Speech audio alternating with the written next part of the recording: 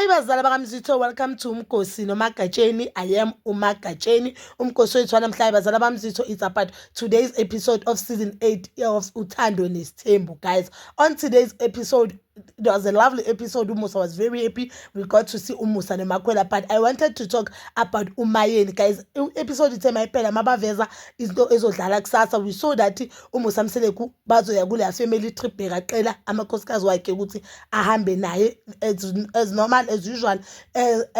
At the end of each season, I think masezophela season kamsele they go to a family trip, and that family trip, I think it's one thing Umusa azitshela ukuthi kula khona bahlala khona bakhumbuzana ukuthi we love each other, we are family, and sizoba exciting lomunye nomunye. At the end of the day, we are family. We may have differences, but at the end of the day, we are family, and siyathandana nale ndoda yethu, understand? But I feel as if makhosikazi don't want to be part of that trip. Yes, umacela uke washo even in the previous season ukuthi akasathanda ukuhamba ama-family trips, because kuma-family trips ziningi izinto ezenzekayo, ziningi into esho ezimuzwisa ubuhlungu, of which I feel as if abanye abantu they just cause drama just for the sake of causing a drama. So Mayeni has joined naye the crew. Mayeni said yena akathanda ukuhamba, but Msithema iphela sibonile ukuthi athi angahambi uwalele even ingane zakhe ukuthi zihambe. So umnini haku baba crying, guys, umntwana akhala crying athi baba nihambe kahle, kodwa engathi umama akafuni ukuthi bahambe. I understand ukuthi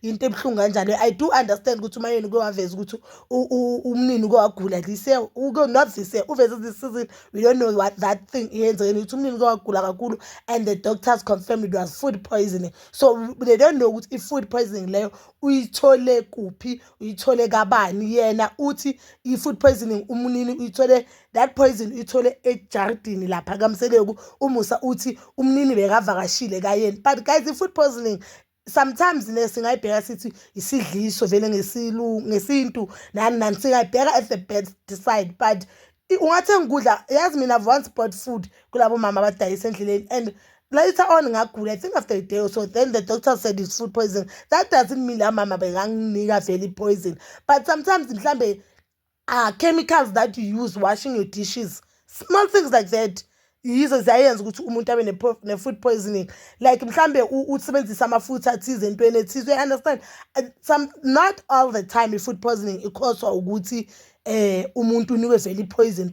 Sometimes even umese osebenzisayo, mhlawumbe imimese oyisebenzisayo maybe or ithini ulivulile lahlala isikhathi eside, into ezinjalo zayenza i-food poisoning. Angibakhulumela amakhosikazi kaMseleku, but lapho ngivula noMseleku, it's wrong ukuthi uma ugula ucabangela abantu basedegcekeni if you are not sure. You don't have even a proof yokuthi this person really did this. But now I just feel like Umayeni favorite yethu is using abantwana to fight Umusa Mseleku. The first few episodes of this season sathola ukuthi Umayeni wabiyela kubo washiya ingane.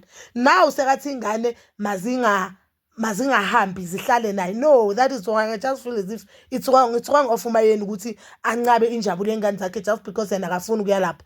Ngingabuyile if umzali, you are doing everything for your kids. So yena ukuthi akafuni ukuya lapha but ingane zakhe zifuna ukuya, ngabuyile for the sake of ingane as uMacele enzile, even though I feel as if Macele wrong ukuthi athi usine ayena ngayi, but at least uthumela umuntu ozobheka ingane anakekele ingane. So Umayeni namazothi akayi nengane zakhe I understand mhlambe uthi ingane zakhe aziyi because zona because they said it's self-catering, but yena ngabuyile angithi waya nengane zakhe even though angayenzi lawo ama-activities. I just felt as if wrong, and I feel as if sometimes they do know that Umusa Mseleku love abantwana bakhe, so they are using abantwana to fight Umusa Mseleku, guys. But I might be wrong. Please do comment down below your thoughts, and please don't forget to like, subscribe, share, and hit that notification button. Nginithanda ukuya nokubuya.